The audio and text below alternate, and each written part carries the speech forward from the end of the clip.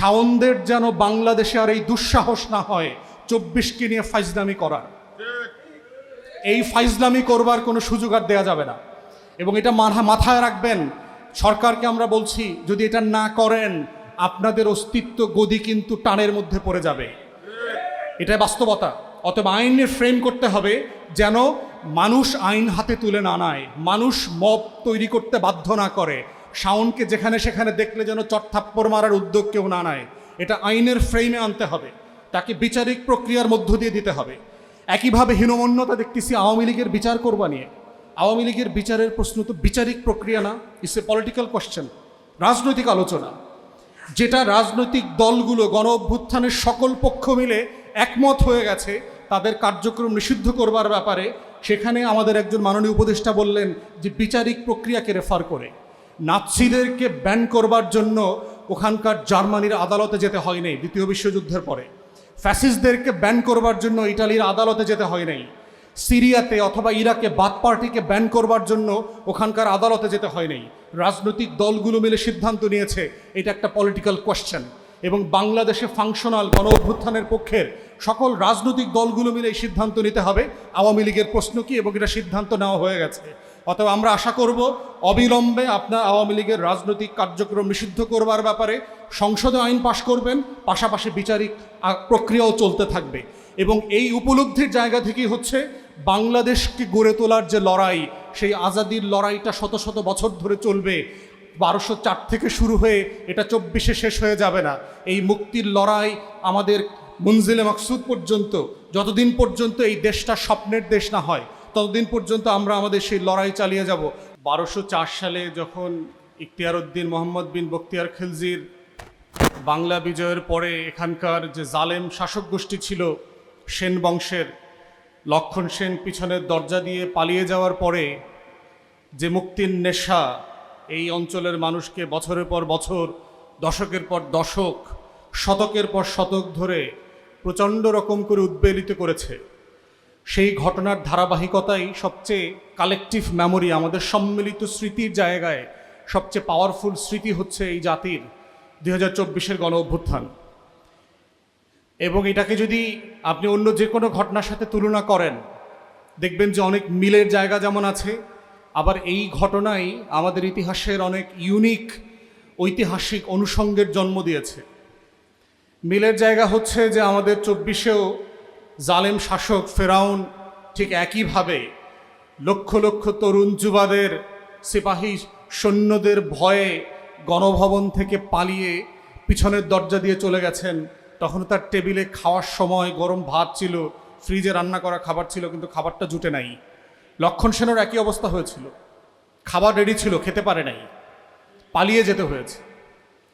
এবং পালিয়ে এমন একটা দেশে গেছেন যেটা আমরা সবসময় বলেছি তিনি ওই দেশের দালাল, এবং এইটাকে নিয়ে আবার তারা রাজনীতি করত যে তারা ওই দেশের দালাল না আবার বলার চেষ্টা করত।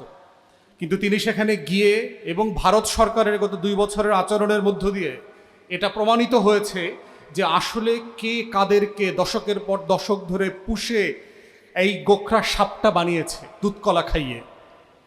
অতএব জুলাই গণ অভ্যুত্থানের মধ্য দিয়ে যারা অনেকে আশঙ্কা করছেন যে জুলাই চলে গেছে, জুলাই ব্যর্থ হয়েছে, এইটা সিম্পলি সম্ভব না। এত সম্মিলিত স্মৃতি আমাদের ইতিহাসের অন্য কোনো ঘটনার নাই। 71-এর মুক্তিযুদ্ধ, 47-এর ব্রিটিশ বিরোধী আন্দোলন থেকে আজাদি, প্রত্যেকটা আমার রাষ্ট্রের গুরুত্বপূর্ণ ঘটনা।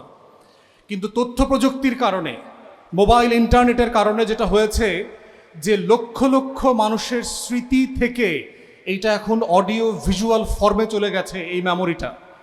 তাই আপনারা দেখবেন জুলাই আসলে যেটা হয়, আমরা প্রতি বছর নতুন নতুন ভিডিও দেখতে পাচ্ছি, নতুন নতুন ঘটনা আপলোড হচ্ছে।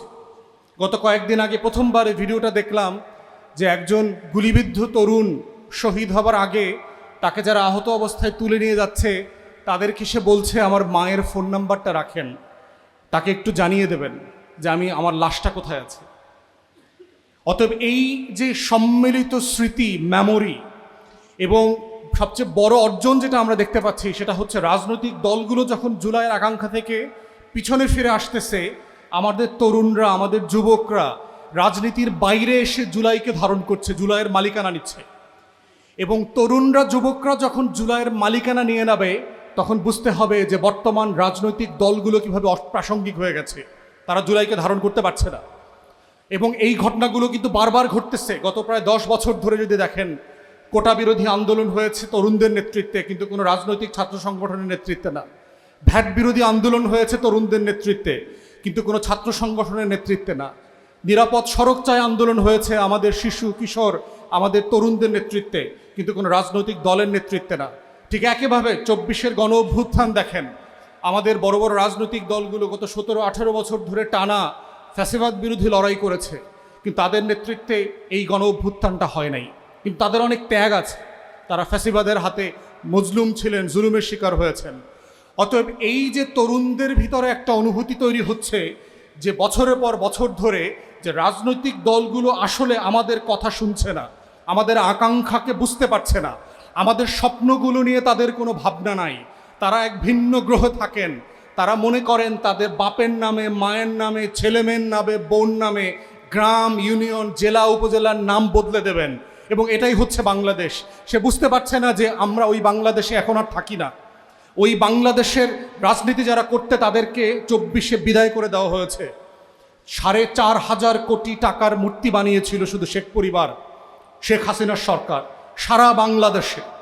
সেই মূর্তিগুলো পর্যন্ত 24-এ ভেঙে দিয়েছে।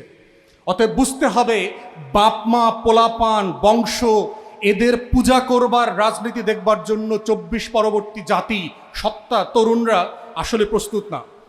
অতএব বাংলাদেশের রাজনৈতিক দল যারা পক্ষে আছেন, বিপক্ষে আছেন, সংসদের বাইরে আছেন, তাদেরকে এই মনস্তত্ত্ব বোঝা দরকার যে 24 ফান্ডামেন্টালি এই রাষ্ট্র কাঠামোর চিন্তা, মনস্তত্ত্ব বদলে দিয়েছে।